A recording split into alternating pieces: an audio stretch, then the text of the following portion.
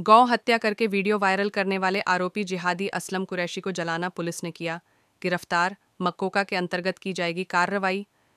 इस जिहादी द्वारा गौ हत्या कर वीडियो वायरल करने की खबर को सुदर्शन न्यूज़ ने ही प्रमुखता से उठाया था। इसके बाद जालना के सकल हिंदू समाज ने आंदोलन करके मांग की थी कि जब तक असलम कुरैशी को गिरफ्तार नहीं किया जाता नहीं करेंगे गणेश विसर्जन। कल जालना के हिंदू समाज को पुलिस की तरफ से आश्वासन दिया गया था असलम कुरैशी को गिरफ्तार किया जाएगा। उसके बाद आज गणेश विसर्जन किया जा रहा है जलना में। लेकिन इसी बीच खबर आई है कि अब इस जिहादी असलम कुरैशी को गिरफ्तार कर लिया गया है।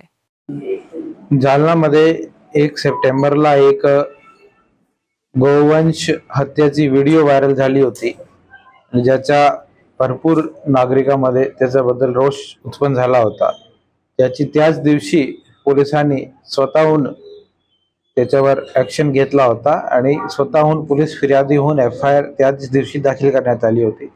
नंतर त्याच्यामध्ये नवीन BNS ची 111 कलम पण ऍड करण्यात आली त्या केसला स्ट्रॉंग करण्याबद्दल, आणि कारण तो एक ऑर्गनाइज्ड गँग होता त्यामुळे करण्यात आली। त्याचा मुख्य आरोपी सगळे पसार होते आणि त्याला शोधण्यासाठी 4-5 दिवसापासून पोलिसांची सतत प्रयत्न सुरू होता। त्यामध्ये police team Parbhani, Pathri, Manwat, Khultabad, Sillod, even हैदराबादला पण एक टीम, आणि जालना जिल्ह्यामध्ये पण रांजणी, तुमचा घनसावंगी, वरती हसनाबाद, हा सर्व परिसरमध्ये भरपूर शोध घेतला। त्यामध्ये काल आम्हाला पहिला ब्रेक थ्रू भेटला की एक आरोपी सोफियान कुरेशी अटक करण्यामध्ये पोलिसाला सक्सेस भेटली, आणि त्या लिंकला पुढे घेऊन त्यामध्ये मुख्य आरोपी असलम कुरेशीला काल रात्री उशिरा ज्यावेळी विसर्जन सगळा सुरू होता पोलिसला ताब्यामध्ये घेण्यामध्ये सक्सेस प्राप्त झालेली आहे।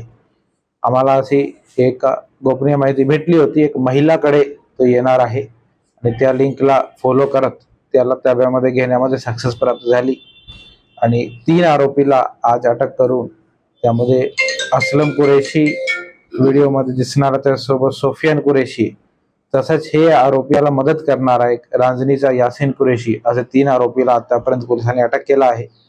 आज सकाळी त्यांना कोर्टामध्ये प्रोड्यूस केल्यानंतर माननीय न्यायालयाने 4 दिवसाची पोलीस कस्टडी त्यांना दिलेली आहे, आणि आता आमचा सगळा पुढचा तपास ही घटना नेमकी एक्झॅक्टली कधीची आहे, कुठे झालेली आहे, एक्झॅक्ट घटनास्थळ, नंतर त्यामध्ये कुठल्या मोबाईलमध्ये शूट ओरिजिनल व्हिडिओ प्राप्त करणं असो, हे गोवंश कुठून आला, हे सगळे पॉइंटवर तपास आता त्यांना पोलीस कस्टडीमध्ये पुढच्या 4 दिवशी पोलीस करणार आहे।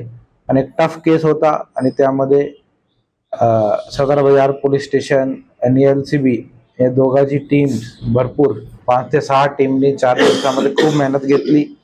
DYSP कुलकर्णी साहेब आणि ॲडिशनल SP आयुष नोपानी याचा सतत पाठपुरावा करत होते, आणि याचा एक लॉजिकल कन्क्लुजन आम्हाला काल रात्री किंवा आज सकाळी त्याच्यामध्ये भेटलेला आहे।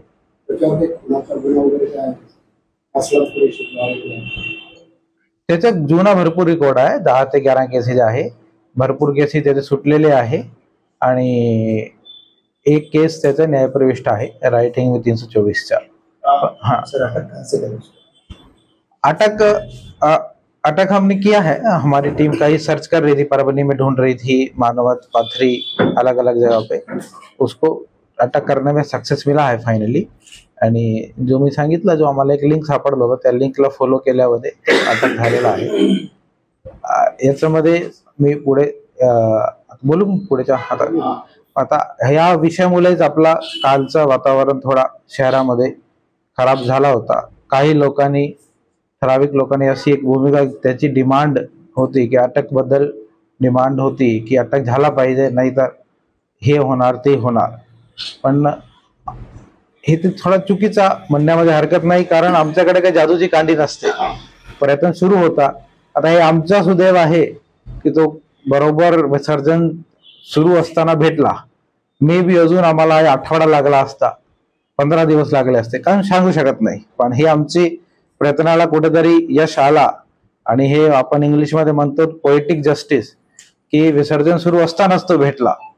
पण मी जालनाचे मॅच्युअर लोकांचा एक आभार मानू इच्छितो की खासकर गणेश महासंघाचा आणि काही गणपती मंडळ होते, काही बिझनेसमॅन, जालनाचे व्यापारी वर्ग, लोकप्रतिनिधी ज्यांनी अनंत चतुर्थीचा पवित्र ठेवला आणि अतिशय सुंदर मिरवणूक काल निघालेली आहे. आणि त्यामध्ये एक कौतुकची जी गोष्टी आहे की डीजे मुक्त बऱ्यापैकी 90% म्हणण्यामध्ये हरकत नाही, डीजे मुक्त होता. काही लोकांनी लावले होते तरी ते छोटे स्पीकर लावले होते, मोठा डीजे एकही मला दिसला नाही. आणि भरपूर लोकांनी पारंपरिक वाद्य ढोल ताशे वगैरे आणि अतिशय सुंदर काही काहीतरी होते लावले होते. तर कुठे ना कुठे एक डीजे मुक्तचा जो आमचा आव्हान होता, 3 ते 4 वेळा आपण मीटिंग घेतली होती, त्याला सर्व मंडळांनी प्रतिसाद दिला. आणि फक्त जालनामध्ये नाही तर इतर ठिकाणी पण, जालना शहरामध्ये आष्टी परिसर असो, घनसावंगी असो, भोकरदन असो, करीब करीब डीजे मुक्त झालेला आहे. तर एक अतिशय सुंदर पहल यावर्षी झालेली आहे. तर पुढच्या वर्षी एक वेळाबद्दल अजून जर झाला तर खूप चांगला होईल. यावर्षी हे सगळं प्रकरण म्हणजे थोडा उशीर झाला,